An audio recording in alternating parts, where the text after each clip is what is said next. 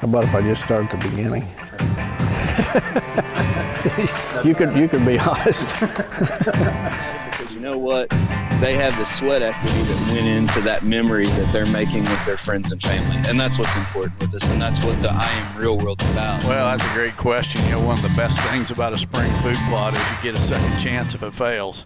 Chasing Giants with Don Higgins. Brought to you by buyafarm.com, your source for farm, recreational properties, rural homes, and more.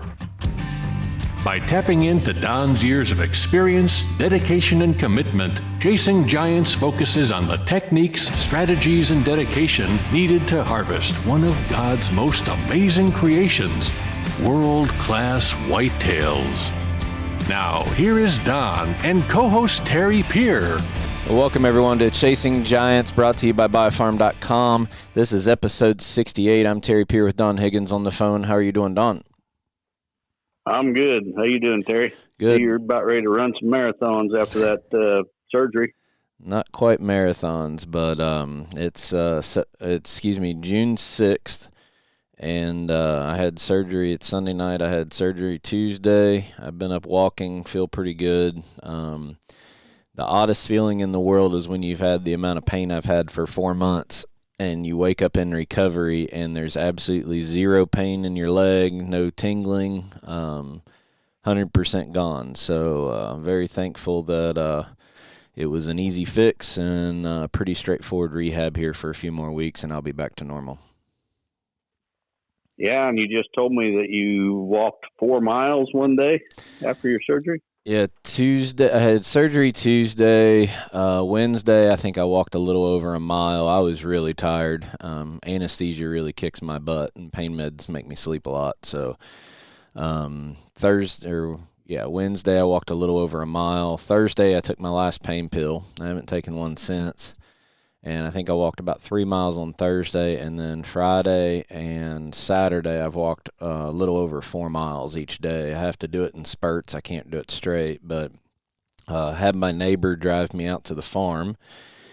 I was getting kind of stir crazy and bored, so they said I could walk. So he drove me out to the farm, and I walked the lane to the back of the ridge, and he carried a backpack for me, and we hung up a couple cell cams on some maximizer mineral site in the clover patch. So as I'm laying here twiddling my thumbs, at least I can watch pictures of deer coming in. Well, sounds to me like by the time hunting season rolls around, you're going to be ready to go. I think I've lost, through this whole process, I think I've lost a little over 20 pounds. So I don't know if I'll put it back on or not, but if I keep walking this much, I'm sure I will. Well, but there's been a lot of people reach out to me since they heard on the last week's podcast that I was having surgery. I do want to sincerely say thank you. It means a lot for people that we've never even met in person to take the time and reach out to me. I do appreciate it. You've had a lot going on here. I think, did you make up, we talked in last week's episode that you were trying to decide what unit you were going to apply for Iowa, and I know a lot of people are probably anxious to see if you had made your mind up on anything. Well, I had to make it up today because today's the last day to apply for a tag. And, you know, Wes Delks and I went out there a week ago, and we hung cameras on 4 different properties and cell cams. So they've been sending pictures from my phone all week. And that was in a totally different unit. That was Unit 4, clear on the western side of the state.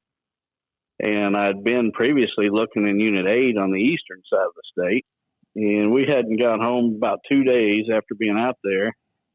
And I got a picture of a pretty nice buck. But it was on the eastern. It wasn't where Wes and I was. It was on the eastern side where I'd originally been.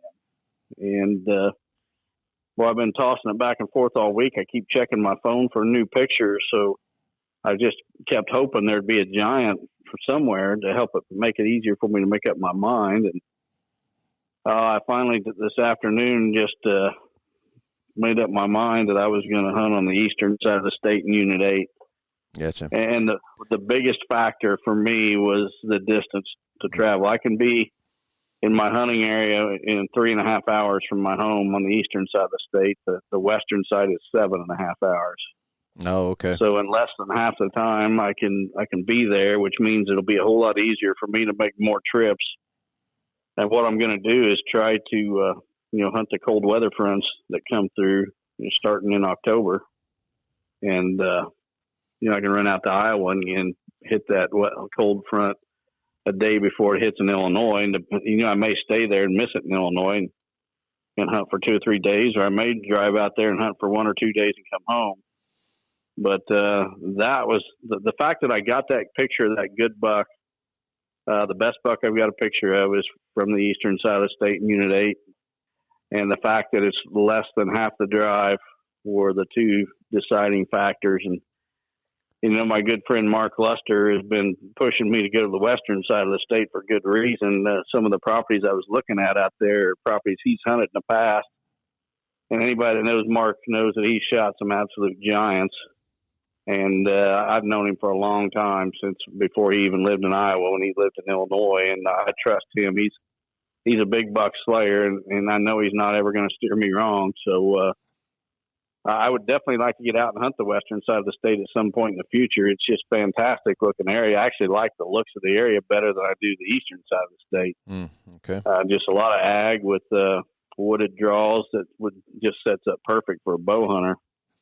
But without having a sure giant found out there, I just didn't want to make that drive without knowing for sure that I had a buck to hunt. Well, I can speak from experience that 3 to 4 hour window is extremely doable when you're looking at the weather forecast. You and I have talked about that a lot with me driving from Kentucky to Illinois, and good grief, there's been a couple occasions where I've driven to Illinois in the late morning for an evening sit and then drove home at night. It's a lot of windshield time, but it can be done. When you compare it to 7-8 hours to get in and out, it does give you a lot of flexibility. But the more recon that you do and scouting you do, I'm sure you're going to be able to come up with something that's going to be a whopper to go after. Yeah, so I planned. I've been to Iowa 4 times already on scouting trips, and I have no idea what I'm going to kill out there this year, if anything. And if I kill a giant, I know the haters are going to come out of the woodwork. They're going to say, "Yeah, you're in Iowa, big," but they don't see the work that goes into this. And so I made 4 trips already. 1 clear to the western side of the state to hang property or hang stands on 4 properties I'm not even going to be hunting. Here in the next week or 2, I'm going to have to go back to Iowa and grab them cameras off of those properties in western Iowa, bring them back to eastern Iowa, find some places to hang them there. And then I'm guessing once those bucks get growed out in velvet, probably late July, early August, I'm going to go back and try to. Hopefully, I'll have a buck found by then, and try to get some video footage of the bucks in velvet, Right, and all that. So, hey, if any listeners got any tips on a good spot to look in Unit 8 in Iowa, send them my way. I'm appreciative of any tips that I can get. So. And the interesting thing about playing the Iowa tag game is now that you've, if say this was Ohio, Missouri, Kentucky, you would probably leave those cameras and stands on the west side of the state, because there would be, if there was a shooter there, you would be able to go back and hunt it next year. With Iowa, once you get drawn this year with your preference points, it could be 3-4 years before you would draw again. So, that's too long of a time to leave stuff out and not utilize it. You're pretty much all in Unit 8 now, aren't you? Yeah, I was a totally different animal for multiple reasons. And one of them you just mentioned, Terry, is how hard it is to draw a tag. You're going to hunt at the very most every 3 years, and probably more like every 4, every 5 years. So the other thing is, the units. You go to most states and you buy an archery tag, you're good for the whole state. And in Iowa, you're limited to smaller units. And that's one of the reasons everybody wants to go to Iowa, is because they've got the age structure. And the reason they got the age structure is the way they manage the herd. So I'm not complaining by any means. It's just a little tougher than it is in a lot of other states. So. Yeah, and your strategy changes. Like I said, the way you hunt in Illinois or Ohio, you're looking for those 3 and 4 year old deer that you're putting that pattern together for year after year. In Iowa, that's just a little bit tougher, knowing that you're dedicated to 8 right now. Might as well pull that stuff on the west side of the state. So Yep. you can start. I'm I'm sorry. Go ahead. I was just going to say another reason I'm looking at the eastern side of the state, and besides being close, is I've been looking on the Monax and studying a lot of the public land areas, and there is a bunch of them Right. in Unit 8 from from the Mississippi River over to the edge of the unit and clear up to Dubuque. There's just a bunch of public hunting, and it might be a chance for me to kill a public giant. So I'm going to be looking on both public and private ground, but that public land is kind of intriguing. Yeah.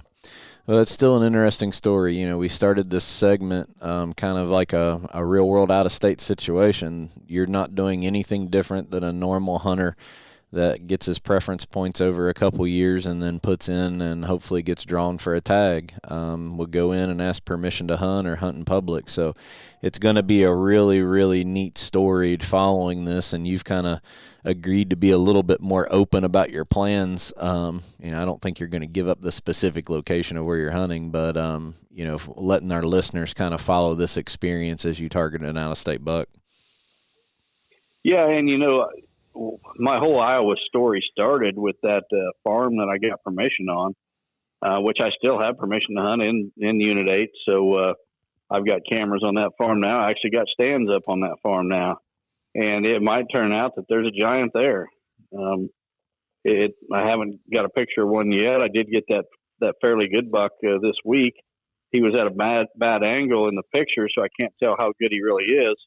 But he's the best buck I've got a picture of so far. Yeah. And supposedly there was a giant on that farm last fall. So, okay. Those bucks shift their range here at the end of summer, and there may be a big one there. Yeah. So that intel is also playing a role, not just the pictures that you're getting. So. Right. All right. Well, some other things that you got done is you did me a huge favor and went over and planted my soybean plots on the lease. I appreciate that. I think you guys have had quite a bit of rain, but you found a little bit of time to get over and plant those with your sprayer on the front and Genesis drill on the back. Yeah, and it's a good thing I had that rig, because I'm telling you, there is absolutely no way that ground could have been dissed and worked. It would have been too wet for that. But using that no-till Genesis drill and the spray rig on the front, it worked perfect. And then this afternoon, and we've got a couple of showers this afternoon, probably totaled maybe a half inch of rain, and hopefully it hit there where your lease is at, Terry. And if it did, you should have soybeans popping real quick. Yeah. Did you end up, I know you had one that you wanted to replant. Did you get it done also? I did. When I came home from planting yours, I just unloaded the tractor off the trailer and drove. It wasn't on my farm. It was another farm. And I think the whole issue with that plot was just browse pressure from rabbits and pheasants and deer. It's a combination of all three species, from what I could see, because I could see where those young soybean plants, had been nipped off. Mm-hmm. So I went back and I cranked the Genesis up, and I put out about 70 pounds per acre on that patch. And hopefully I can get a stand there. And there was some from the first planting, that are going to survive, but I really poured the seed to it to make sure this stand, happens. Well, the property on my lease, it's going to be a really good test for the Enlist pilot program, because that property had pretty bad water hemp on it the last couple years. Yeah, and water hemp's a weed that comes on later in the summer. There was a lot of mare's tail in that field when I sprayed it and planted it. So mare's tail is another one that glyphosate or Roundup won't hardly touch if it gets very big at all. And so with the combination of the water hemp and the mare's tail both in that field, we're going to have a good test for those Enlist beans. Right. Well, speaking of rain a little bit, there's a couple things I want to pick your brain on that's been coming in as a lot of questions. And let's start with having you elaborate a little bit about browse pressure and first germination of soybeans. You made a social media post this week clarifying what the bottom leaves are called and how browse pressure, depending on what they eat, will affect the ability for that plant to survive when it gets nipped off. Can you take a couple minutes and just walk us through what happens after that ground temperature warms up and the bean germinates and pops up? And I want you to be a little bit specific even about that ground temperature, because I heard some row crop people saying that, beans were in the ground quite a bit longer than they expected because the temps didn't raise quite as early. So talk a little bit about how soil temps come up and then what happens after germination for us.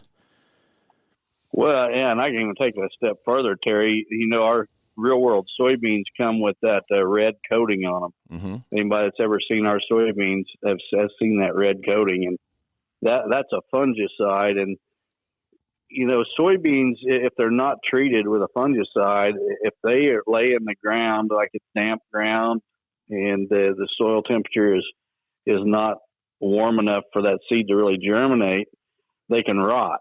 And that used to be a big problem for farmers years ago. They would wait and plant their soybeans later because if the soil temperature wasn't there, then those beans would rot in the ground instead of germinate. But today, with the fungicide treatments that are on these soybeans, you can plant them in colder soil temperatures, and they'll just lay there and be fine. And then when the soil temperature hits about 60 degrees or so, they'll go ahead and germinate. Mm-hmm. Last year, for example, I remember I've got an ag field here on my farm. It's about 25 acres that my neighbor farms for me. And I remember a year ago he planted soybeans in that field. And I'm telling you, they sit there for about a month before they came up. And I thought the temperature just stayed cold when it would typically warm up that time of the year. Right.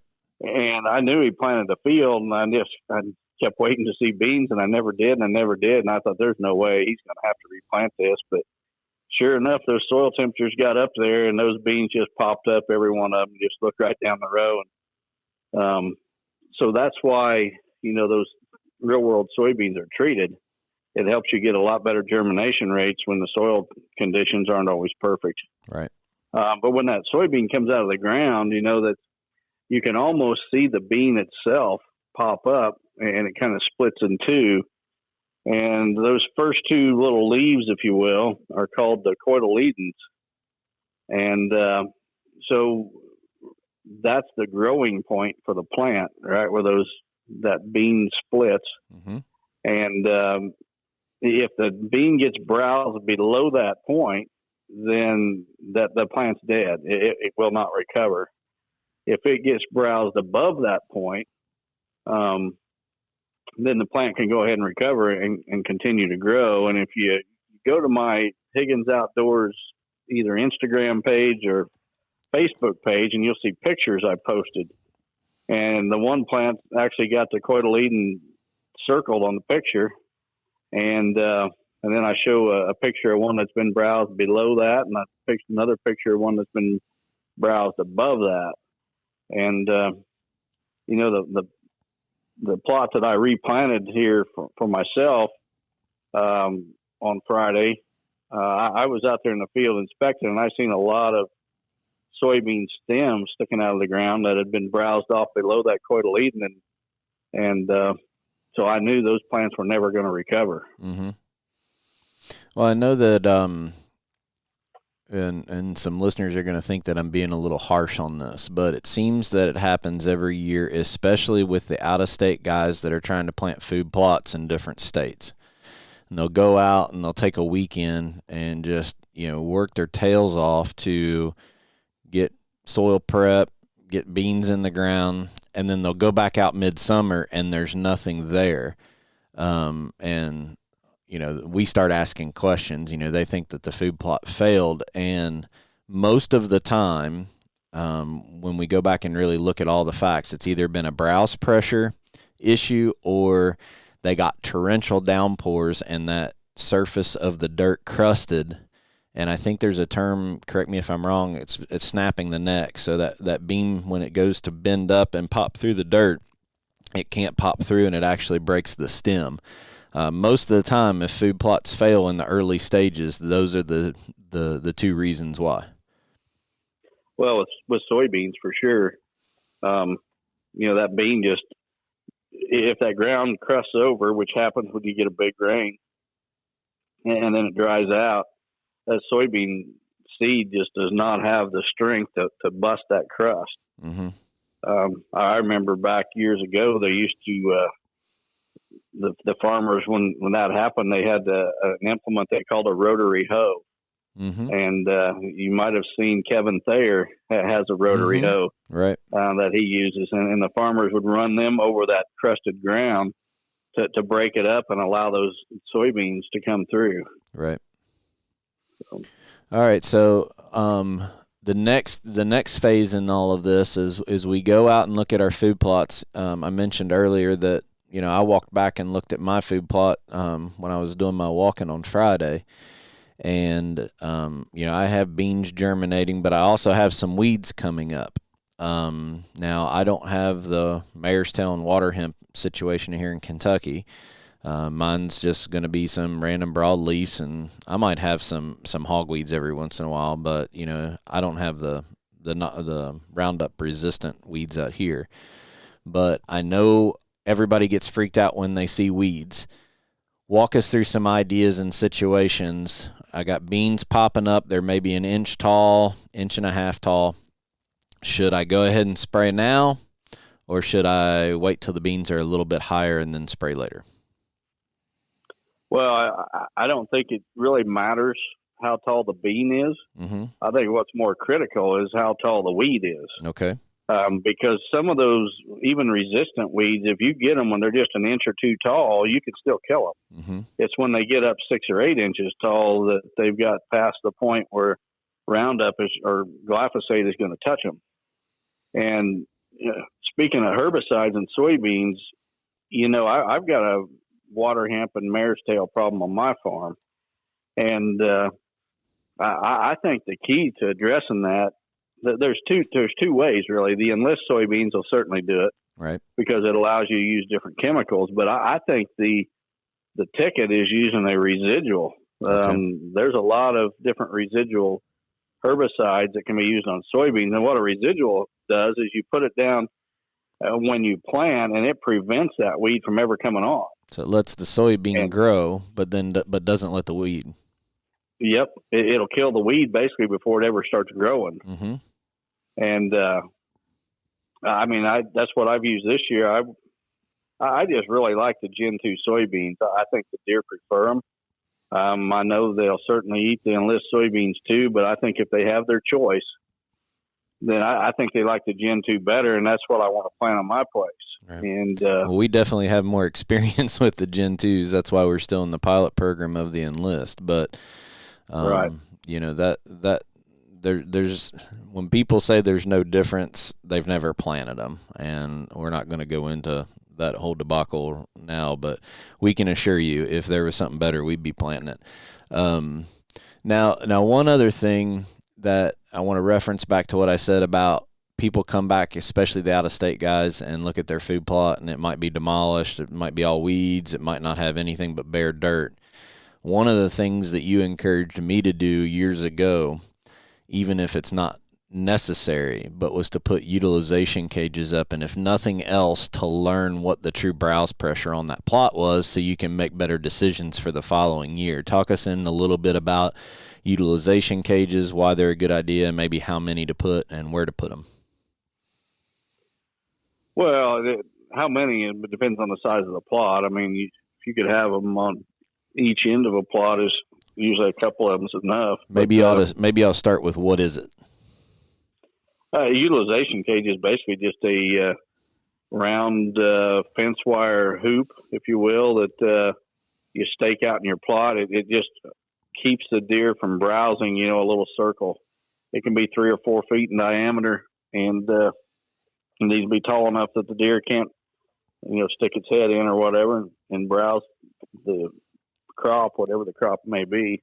Right. And you'll be shocked. You put a utilization cage out, and the plants within that cage are often significantly taller than the ones on the outside, because the ones on the outside have been browsed.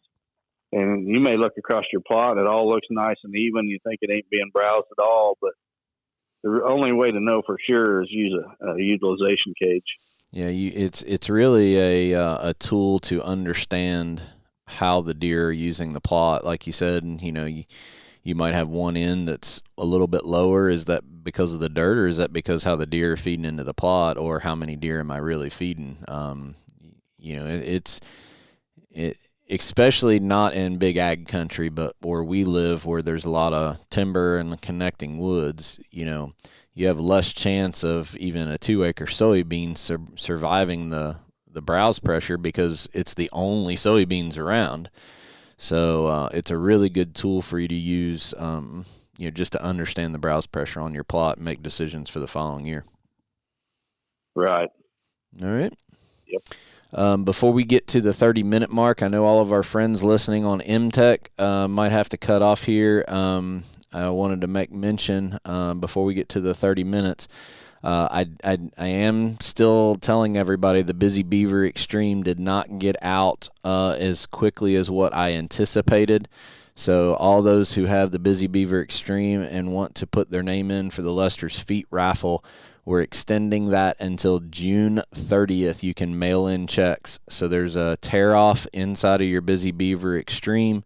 Please make sure you tell your friends and family you have until the end of June, because that publication didn't get out there quick enough. So if you're listening on MTech or any of the other services, and find that Busy Beaver, and you'll be able to mail in a check to participate in our raffle. Good deal. You've been getting a lot of ticket sales, or yeah, have you kept up with that? Well, the first issues of Busy Beaver got out, so there's a lot of checks being mailed in to our friends over at SC Online Sales, and the process is they have to manually enter those mail-in checks just like somebody was, ordering them online. So one by one, they're going in. So as these flood of checks come in, they're having to set up an account and basically do the process the exact same way. So all of them, they're trying to keep up with it. So I'm confident we are just at or over the $40,000 mark. I didn't really we go back to that Hunters for Haiti event that we did a couple years ago, and I wanted to raise enough money to build. You came and was the guest speaker at it. We wanted to raise enough money to build a one whole house and employ a bunch of Haitians to do it, and we ended up one night raising enough for 3 houses to be built. And I've always said I don't want to put bookends on how much we can do this, because I always think God has a bigger plan. But you and I both talked about the reality of us hitting the $50,000 mark on this thing, and I think there's a no-brainer with a month left that we can rally together and get that done. Well, I made a social media post. It was either today or yesterday, I don't remember now, about it, trying to drum up some more interest. So hopefully folks hearing this will tell their friends and buy more tickets. And it's all for a good cause. Every dime is going to be donated to a family with a sick child. Yeah. It was a lot for me to swallow. That picture that you posted, all of those deer are on my farm. And I've never posted pictures of an animal that was before I shot him. And those pictures were bucks that were on my farm last year. And part of me just sat back and said, I can't believe you're going to tip off what's on that farm, especially a small tract like mine. But in reality, in the grand scheme of things, people know I manage that farm and there's deer there, or else I wouldn't be hunting there. So if nothing else, I just want people to understand, if you decide you want to hunt that farm with me in Kentucky and buy some raffle tickets, there's going to be some good bucks on there. Yeah, you usually kill a pretty good one early in Kentucky. Yep. I know by the time November rolls around, you're hunting Illinois, you've already filled your Kentucky tag. So. Right. So, I mean, last year I would have had a mid-160s on the ground, but had an incident with the bow. So, it's pretty special place. It's not a place where you're gonna see a booner, but you can kill a really good deer there, and there's not many places in the country that you can target a velvet buck. So, again, help us with this project. Families like the Ward family. I talked to Karen again this week. Their girls are doing good, but our goal is to turn this money around and go back out and help families that have, sick children. Even with insurance, and you can even compare it to the small surgery that I had earlier this week. The insurance doesn't cover nearly as much as what people think they do, but the big financial burden for these families is they have a kid that can't be left alone for long periods of time. So they have to either quit their jobs or go on family medical leave, and they just can't work. Well, the bills don't stop coming just because they're taking care of their kid. So that's where we want to step in and help subsidize that and help pay for those needs for families. So again, the hunting industry has been unbelievable by donating just an enormous amount of stuff to try to encourage people to participate in this. Everything was 100% donated. We're not taking anything off the top. Our friends at SC Online Sales, when they usually do these auctions, there's a service fee provided by it. They're not charging us anything because of what they believe in. So 100% of every dollar that comes in for these tickets is going to go back to a family. So thank you very much for everybody's support. And if we raise $50,000, that's 10 families that could be helped with $5,000 a piece. Right. And that's pretty good. That's amazing. So, for something that we got you and I come up with harebrained ideas at the last minute a lot, but it's totally been a God thing that He's opened doors, and I think all in all, you and I have challenged each other to walk through them. Even when it's seemed like we couldn't get past something, he's always come back and said, "I'm helping you find a way. You got to trust me here." Yep. So, well, I think this thing will just continue to grow. But July 4th, we'll have the drawing, and we'll know who the winners are. That's right. Well, before we move on to the Biofarm segment, I wanted to let everybody also know that we finally got the YouTube channel and the podcast uploaded on the YouTube channel. So we started getting a lot of views back on that. So if you prefer to listen to the podcast on the YouTube channel, that's back up and running. That will usually post on YouTube probably on Tuesday, Wednesday every week, and on the podcast platforms on Sunday night or Monday, just so everybody knows. So with that, let's move on to the biofarm.com property of the week.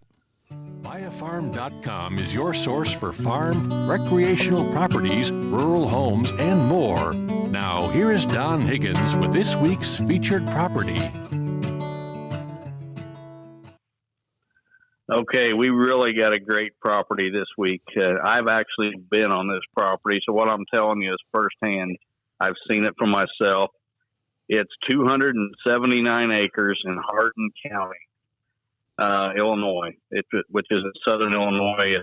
The property is maybe a mile off of the Ohio River, and it's only about a mile away from Shawnee National Forest. So besides the 279 acres on this property, you got the Shawnee National Forest that could be hunted. You got the Ohio River, which has some great fishing, all right there. But what really stands out about this place is this lodge.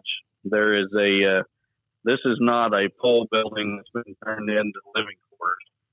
This is a stick-built lodge on a concrete pad. But it's just fancy as can be. You could easily sleep 12 people in this thing. It's got, a locker room for changing into your hunting clothes. It's got a butchering room for processing your game. Then one end of this building is a large gravel area for your tractors, ATVs, trucks, things like that. Another great thing about this property is the current owners are leasing adjoining 77 acres. So that would, put it up over 350 acres. I think they're paying a little over $2,000 a year for that lease. There's a gated access to this property off of the road. There's high-speed internet, a security system. The perimeter of the property is fenced, and 25 years, the owners have never had a problem with vandalism. It'd be a great place for like a corporate retreat or a group of friends or whatever. You could have friends staying at the lodge that aren't even hunting the property. They could be hunting the Shawnee National Forest or whatever. But as I toured the property, I seen hundreds and hundreds of pear and apple and chestnut trees that have been planted over the years, and lots of smaller food plots. So there's just all kinds of hunting options on this place. And if you're interested, you really need to go to the Buy a Farm website. Agent Todd Hewing has this listing. Todd's phone number is 217-663-8087. And Todd has got drone footage on the website, and I don't know, dozens of photos on the website of both the lodge and the property. So you're not going to find another one quite like this one. I mean, the work's already been done. The food plots are there. It's ready to hunt, and you've got one of the nicest lodges you'll ever see to stay in.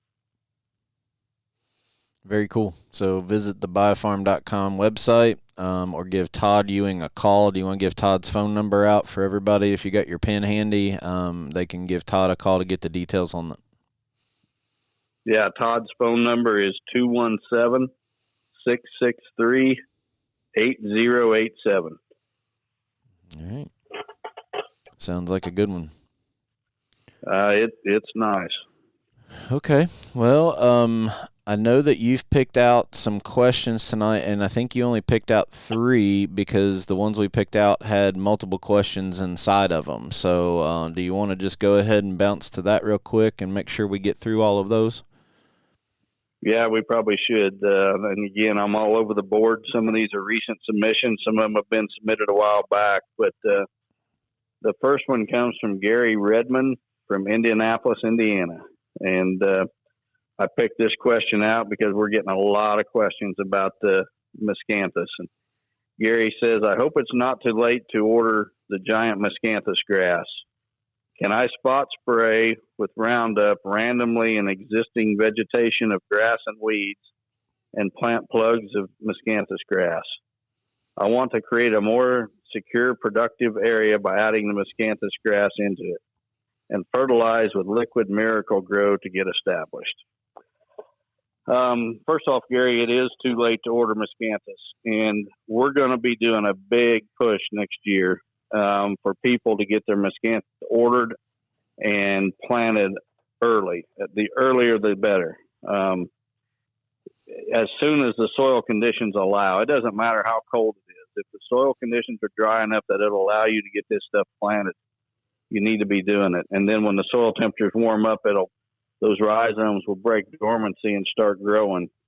And in order to do that means you need to prep your site the fall before. If you're planning to plant miscanthus next year, you need to be getting your site ready now and through the rest of this growing season so that when fall rolls around, all vegetation is killed. Gary asked if you could just randomly spray spots in existing vegetation. I don't think that's a good way to do it at all. What I would prefer is to see people spray and kill a strip at least 6 feet wide where they're going to plant this stuff. If you're going to plant 3 rows, kill that strip 6 feet wide as long as your rows are going to be. And then, if possible, go in and till that up right before you plant. And that loose soil will allow the roots on those rhizomes to really take off and grow, and you'll get a whole lot faster establishment that way. If you're just going out there in hard ground with a little auger on a cordless drill or whatever, around that hole you've dug is still real hard ground. And that rhizome is going to struggle to get its roots going. Now, it's going to establish, but it's going to be very slow to do so. Right. And if you go in there and kill all vegetation so there's no roots, and then you come in and you till it, you've got just totally loose soil, and that those rhizomes can really take off. And then if you've killed a 6-foot strip and you want to kill or plant 3 rows, you plant your first row right down the middle of that 6 foot, then you move over about 18 inches each side. And even those side rows, have some space before there's any vegetation they've got to compete with. Site prep is everything with miscanthus. And you're going to be seeing a lot from Real World about, getting your site prep ready for next spring this year. Right. So that when the soil conditions allow you, it doesn't matter if it's February, get them things in the ground, and you'll be a whole lot better off. We're actually going to try to pull all of the ship dates up a little bit. And, Don and I don't hide about transparency and being honest with people. One of the things that, as we have gotten to understand the shipping people like UPS, is if we're not careful on what days we ship out of Arthur, Illinois, those rhizomes could sit in a hot warehouse or a truck all the way through the weekend and not get delivered to somebody till the beginning of the week. That's not good on those rhizomes. So we're going to be shifting a lot of that forward, encouraging people to, if nothing else, get them there and refrigerate them at your place so we don't have to deal with them sitting in a hot warehouse. But the misconception in this stuff is it's a living root. You burying it in the ground when temps are below, they're cold, is no different than it setting in your refrigerator, except you're keeping it moist in the ground where it's made to be, right? Yep. So if your site prep is done, as soon as you can get that ground worked or get it turned and prepared, it needs to be in the ground. So we'll start doing schedule orders for sale probably in, I'm guessing, mid-December, I'm guessing. That's usually what we do. Well, yeah, and, we're even going to offer fall sales of bulk bags. Now, we know that most of our clientele is deer hunters, and in the fall, they're not looking to be planting miscanthus rhizomes. They're looking to be sitting in a tree hunting deer. But if you've got an application, that's maybe along a road, for example, where you might hunt in the mornings and afternoons, but midday you could plant. Yep. The folks that we're getting that are growing these rhizomes for us are telling us that fall is a fantastic time to plant. Get them things planted, let them sit there all winter long. It's not going to hurt them whatsoever. And then in the spring, they'll take off growing. And, again, most deer hunters are not going to do that, but it's a absolute fantastic time to be planting them, anywhere from around the 1st of November, clear through the winter. But weeds are the worst thing that can happen to these things, aren't they? Yep. All right. Yeah, weed competition will slow them down or choke them out when they're young. Now, once it gets established, it'll outcompete any weed just by how fast it grows. My miscanthus right now is it's probably 6 foot tall. What's established already? Here we are in early June. It'll be 12, 15 feet tall at the end of the summer. Right. So it grows fast Well, once it's established. Touch on his last question there about fertilize with Miracle Grow. Oh, yeah, I almost missed that one. Fertilizing Miscanthus is, you really need to think of these Miscanthus rhizomes as bare root tree seedlings. Very similar. You want to plant them when they're dormant. You can plant them in the fall or the spring, depending on where you're at. But as far as fertilizing, you don't want to fertilize those things the first year. Let them get established. Let those roots get established. And then the second year, you can start fertilizing. Nitrogen is what they really need, which is you can buy granular urea, which is a 4600 fertilizer. And that would do better than Miracle Grow. Miracle Grow, I'm sure, would help to some degree. But just get them established in a weed-free seed bed with loose soil for the first year. Keep the weeds at bay with herbicides, and then the second year start fertilizing with nitrogen. All right. Thanks for your question, Gary. A free T-shirt's on your way. Yep. Next question comes from Ryan Ellenboss from Zeeland, Michigan. Ryan says, listening to yesterday's podcast and wanted to comment or question one of the topics.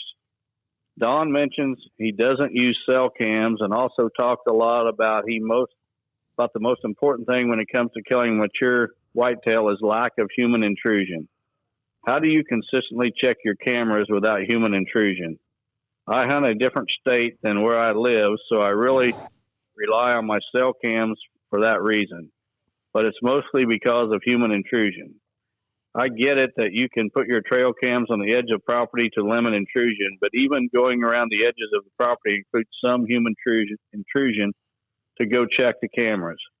We tend to stick the cameras in good spots and are able to never go in to check them again until we get them in January. Wouldn't that be better?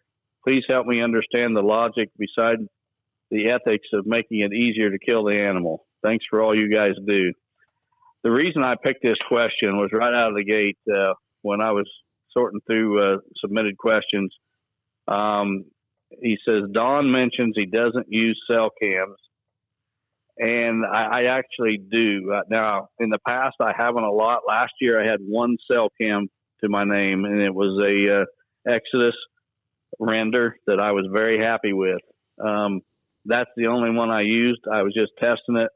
I have voiced my concern about the ethics of guys using these cell cams, and they get a picture of a buck moving past their, on their property, so they run out there that afternoon and go hunt when they otherwise might not have.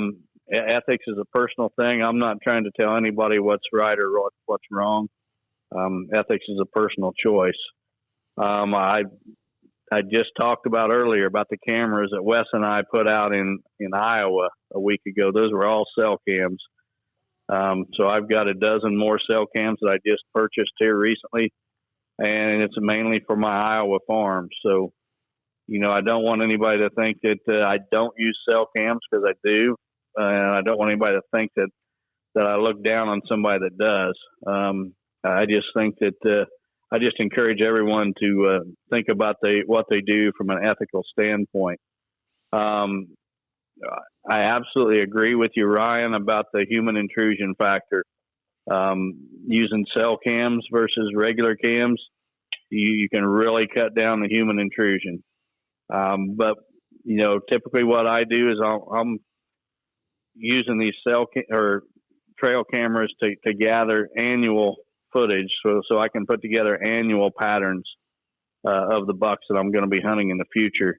I'm not using my cell cams or any of my cams to gather intel for that season.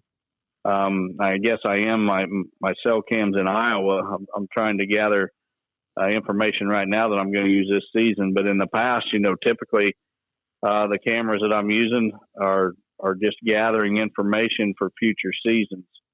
And so I'm not in there checking them a lot. You make a lot of great points in your submission that even on the edges, you're putting some human intrusion on the property. But if they're out on the edges and you're not checking them, but maybe once every 60 days or so, that's not too much pressure, especially if you're not going into the sanctuary. So, cell cams got their place. It's like about anything else, they can be misused as well as used. And I just encourage everybody to consider ethics in everything they do. I'm going to make you clarify something what Ryan said about their strategy, and everybody's got a different strategy. It's not to say somebody's right or somebody's wrong. He wrote in the end of the question, he said, we tend to stick our cameras in good spots and never go back. The never go back is the important part of that, because I think people decide they want to put their cameras all the way in close to their tree stands, and then they burn that spot up going in and out. So I think he's on to what we're getting at as far as low intrusion. But what's hard to really let our listeners visualize is the layout of your farm and where you put them. You don't care that you're getting a nighttime picture of this buck. So what you've done over the 30 years of having that property and laying it out, you have pinches that are away from anywhere that you hunt, period, that the deer have to travel on your farm, and that's where your camera's out. So you can ride your Quiet Cat or your side-by-side, never even touch the ground, and get to it and out without anything being there. But I've even seen you not wanting to check it with certain winds where your scent's blowing in there. So I think Ryan's on to what the same thing we are. It's just really hard for him to visualize your property and how you've established it to get the cameras away from your core, but still in an area that every buck on the property walks by. Right, for sure. I really wanted to clarify because I know I've come down on cell cams, and I remember when you and I, Terry, were at the Northeast Ohio show and had an Amish gentleman ask about it using trail cameras and the ethics behind that. And I just want to clarify, my position. I'm not sticking cameras out with the idea that when a buck walks by, I'm going to run out that afternoon and hunt, or get up in the morning, 2 hours before daylight and check all my cameras to see where these bucks are at the night before, and then you'll pick my stand accordingly. I think they're a great tool, especially, Ryan's out of state, to, just like you. Yeah, in Iowa, trying to come up with a place to hunt. There's no way I could do it without cameras, and the cell cameras are definitely going to save me a trip or two to Iowa. Right. Well, you even one made thing I might throw out there. Go ahead. I was going to say, you even made mention earlier this week on social media that you're selling Reconyx cameras now on the Higgins Outdoors website, and there's a discount for people who've been to your master class or use you for consulting, I think. Yeah, that's right. The folks that attend the master class, or that think enough of me to hire me to consult on their properties, I'm always trying to think of ways to give back to them. And a lot of I've worked out discounts with a lot of companies, Lone Wolf, for example, Quiet Cat, 360 hunting blinds. And I've just recently become a dealer for Reconyx cameras, which I'm selling on my Higgins Outdoors website. But any of my clients, if you're listening and you want some Reconyx cameras, contact me personally, because given a $50 discount on any of those cameras, that $50 discount off of the price that's on my website. Right. And we can go back and reference the cell camera test that we played around with last year. I ran a Reconyx cell last year. It wasn't in the test because I was testing cameras at the $300 price point and below. But I'm telling you, the Reconyx cameras, they're the real deal. And the thing about it is, people think the cell camera race has gone to every company trying to make it as cheap of a price point as it can. With electronics, there's a cost for making it cheap. And the thing I can tell you about Reconyx is, yes, they are expensive, but they last forever. I mean, you've had them over 10 years and still working. Yeah, and while we're talking about trail cameras, I get a lot of questions about trail cameras, so I might just jump up on my soapbox here for a little bit, Terry, since the door's been opened. People have seen, I'm posting these Reconyx cameras for sale, so somebody posted they must have won the test, the trial that I was doing last year. And so I'm just going to be brutally honest about trail cameras. And I haven't used every brand out there, but I've used a lot of them over the years. And I mean a lot of different brands. Yep.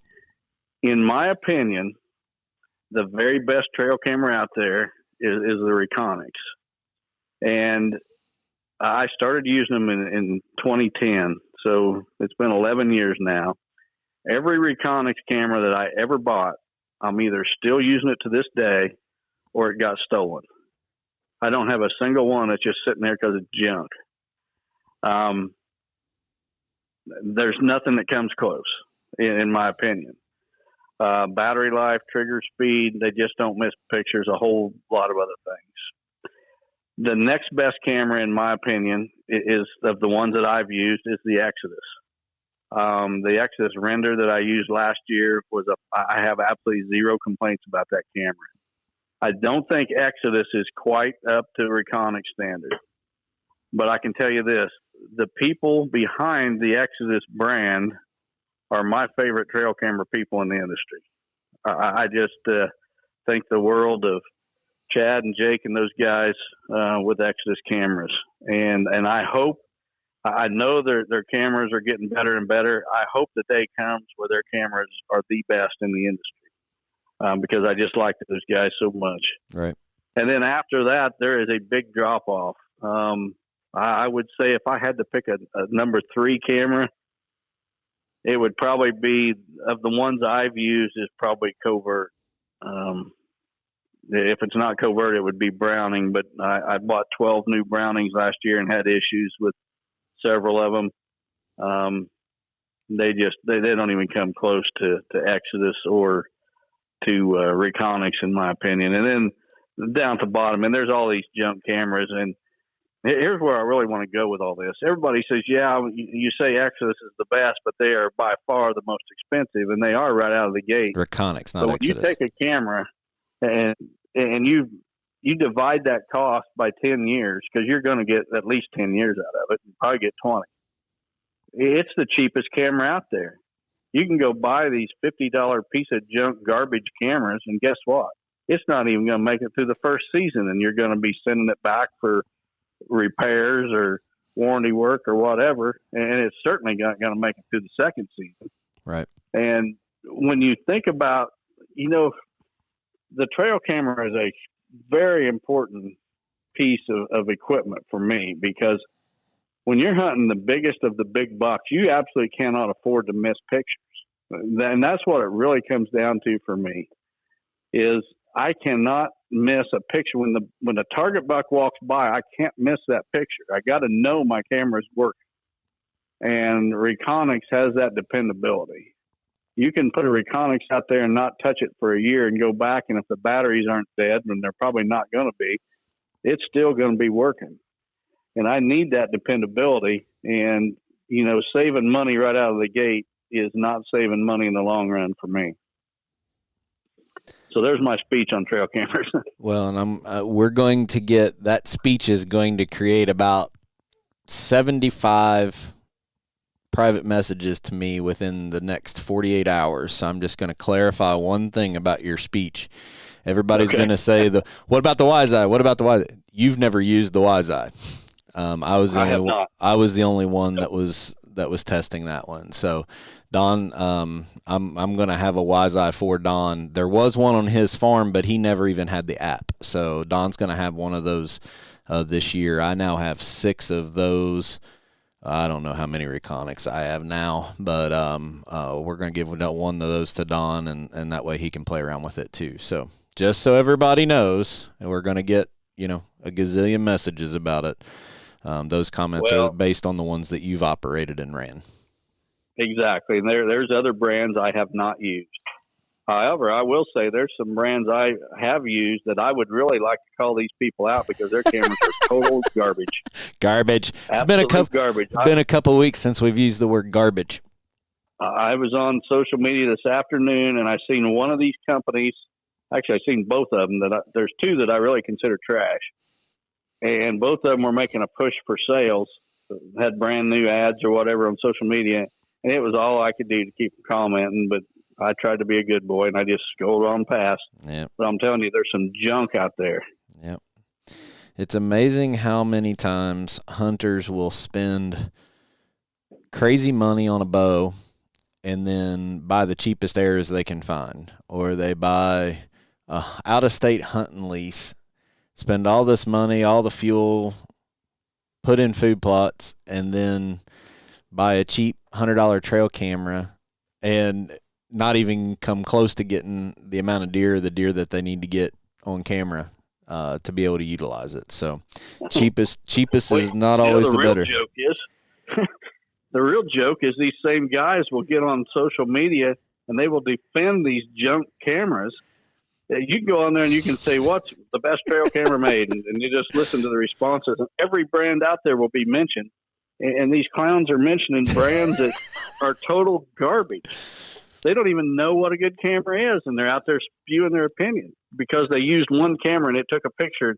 Wow, look at this. This is a pretty picture of a deer. But they might be on pro staff, Don.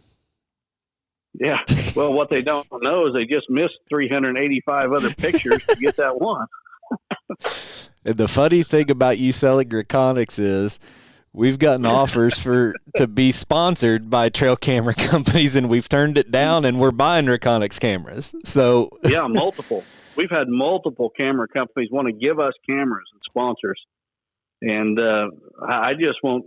That's an important tool for killing these big deer, and I'm just not cutting corners. All right, I'll promote what I use. I think we need to get to this third question here. Okay.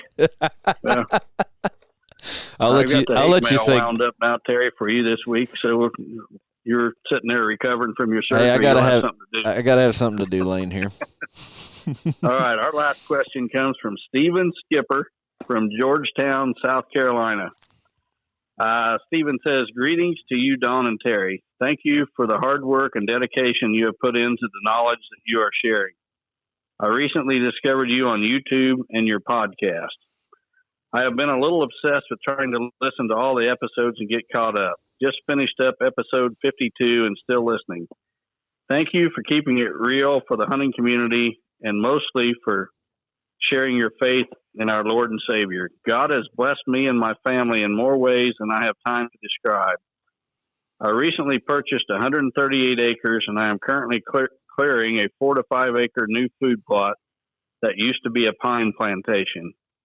I spend a couple of nights each week out digging stumps and roots while listening to the podcast episodes. An LED light bar on an excavator is amazing. My question for you is about soil health. I have heard you speak about sun hemp. I have also listened to some other YouTube videos and done some reading on using buckwheat to build soil. I have not heard buckwheat come up yet in any of your discussions. Is this just industry hype, or are there some benefits to using the buckwheat?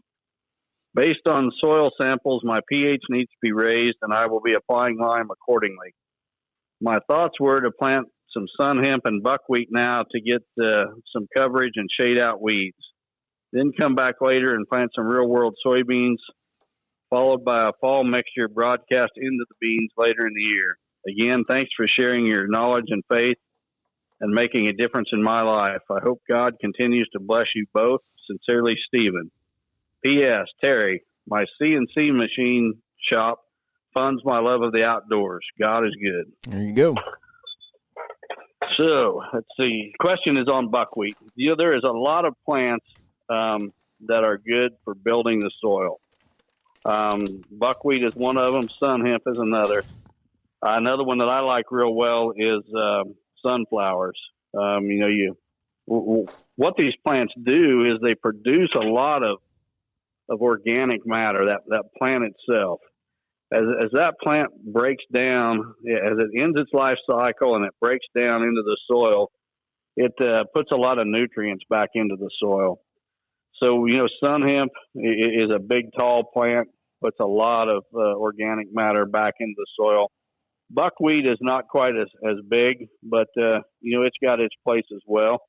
It won't put quite as much organic matter back. I think you're really onto something, as far as building your soil using different crops. I can tell you that I'm testing right now, and there's a good chance that Real World will have a pilot program next spring for a soil builder mix to be planted ahead of, like a fall blend like Deadly Dozen. We've been working on that for a couple years. Yeah, actually, we have been working on that for a couple of years, but we changed or brought a new plant species into the mix this year that Dwayne Hopkins came up with, and I really like it. That was a great idea by Dwayne. So, we want to build that soil in the spring with a mix that's not only going to build the soil, but it's going to provide a food source for the deer throughout the summer. And then we'll terminate that crop at the end of the summer and come in with the fall planted blend of Deadly Dozen, Plot Topper, Harvest Salad, something like that. I noticed you mentioned that you're going to have to lime. Any time that there's been a lot of pine trees grown in a region, pines have a tendency to take the pH out of the soil, and you almost always have to lime. In a place where pines have been growing, the pH is just really low in those areas, so you almost always have to lime. So I can see you're already on top of that. But anything you have to add there, Terry? Well, I'm not scared to say that I might have misspoke. I remember his question brings back a memory early into our podcasting career where and it was a little out of context. There was some people in the industry that were basically what our goal was to make sure we clarified is one strategy doesn't fit every single piece of property and every single piece of dirt. And there was a lot of people out there, I shouldn't say a lot, but a couple people out there really hyping up building soil with plant matter because they were trying to sell something that was for that. And we were trying to explain. And I even said at that one point, I said, the problem with it is the average food plotter, especially talking with these crimping rollers and stuff like that, you got to have really big equipment, and we have to be in reality sometimes with what our average food plotter or deer hunter has access to. And I have noticed that since we talked about that goodness 2 years ago, there has been a lot of the small implement people come up with attachments for the right applications to be able to, use crimping tools and rollers for plants for building soil health. So I was pretty short with that one early about 2 years ago, and probably a little bit off base, but I still think that the guys out there saying that one thing fits all are the ones you really got to watch for. And you bring up a great point, Terry, about the crimper rollers. I am still not a fan of those. And the reason for it is that plant that you're crimping has to be at a certain stage of growth, or that crimp roller is not going to do what it's intended to. The plant can spring right back up and be standing up instead of crimp laying on the ground. When conditions are right and everything goes as planned, like you're going to see on the videos, they work great. But, most food plotters, they don't have a schedule that's open enough where they can time that, to be when that plant is at the ideal stage for crimping. And if you've got plenty of time on your hands and you can, schedule your planting of your food plots, anytime, then it might be a tool for you. But I think for most food plotters, that's not the way to go. Those who have seen my front mount sprayer, I think that's a much better option. And not that the crimper doesn't have its place, it does, but I think it's very limited compared to that front mount sprayer where you can go in anytime and use it. So, I think when guys get on and say everybody needs to do this, just be careful. There's usually an alternative motive. They're trying to draw attention to what their agenda is, and not calling it for what it is. Different situations and different soils and different pieces of ground need different things and different strategies.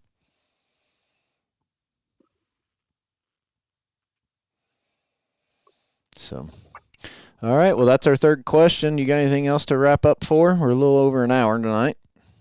No, I'm ready to get after it this week, and I'm going to spray my soybeans. They're up, 4 to 6 inches, and got a few weeds coming on. Not too bad. That residual I used worked really well.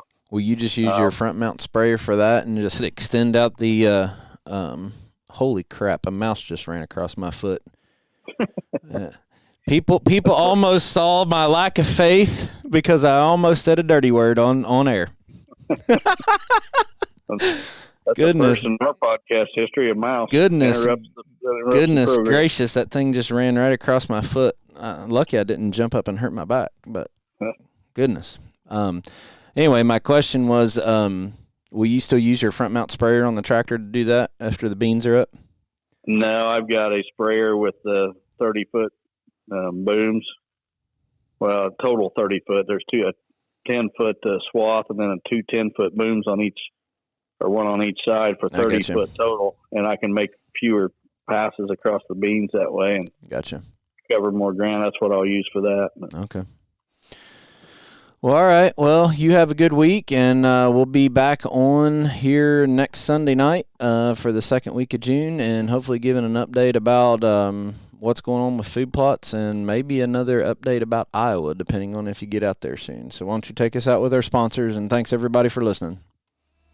We want to thank Biofarm.com, 360 Hunting Blinds, Victory Chevrolet, Real World Wildlife Products, Vortex Optics, Lone Wolf Tree Stands, WildlifeFarming.com, Quiet Cat, Matthews Archery, and Vengeance Camo. Hope you all have a great week.